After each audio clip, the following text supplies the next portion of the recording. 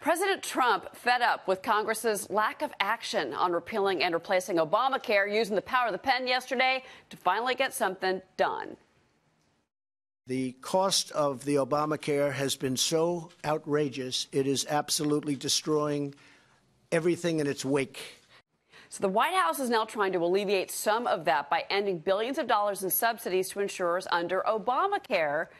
This all went through the DOJ, by the way. Let's bring in a former White House deputy, Brad Blakeman. Brad, good morning. Good morning. So, going through kind of how this was working, basically they're using the DOJ to say that Congress never put down appropriations under the law to pay back these insurance companies. So that's their legal argument. It's already being challenged. Where do you think this goes?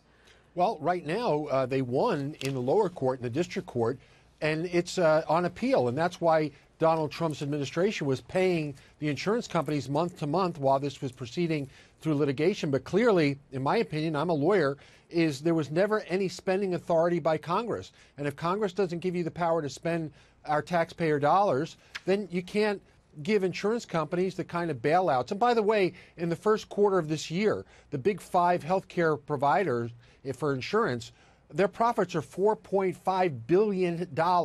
So they're crying all over the place that they can't make a living, yet it's the United States government who is creating the huge profits for them. It's not fair, it's not right, and by the way, it's not legal. It's interesting because if you look at the potential for lawsuits now coming in particular from the California Attorney General, who's already said we're absolutely going to sue. Several other Attorney Generals will certainly follow. But the DOJ, they were consulted on this. And basically, between Treasury, Health and Human Services, everybody basically agreed that this is legally valid. Now, is it good policy to do this? Because some people may be losing, they could be losing coverage if the insurance companies decide to fight back, and that's possible.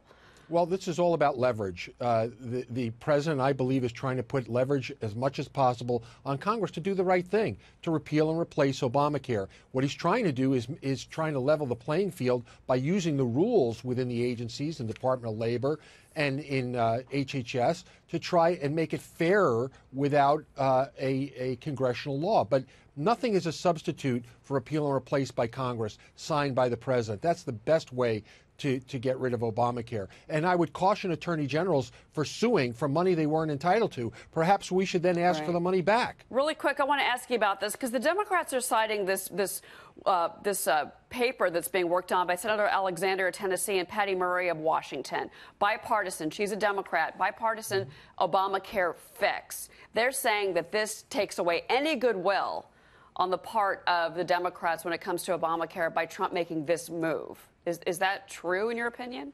No, it is not true. If anything, it puts the onus on Congress where it belongs to fix that which they created and which is broken. Obama is no longer here. We have a new president. We have a new Congress. It's up to them to fix what's broken. And clearly everybody believes, and there's no doubt, that Obamacare is broken. Let's fix it. Brad Blakeman, a lot to go through. Thanks for being up and early this Friday. Thank you, sir. Thank you.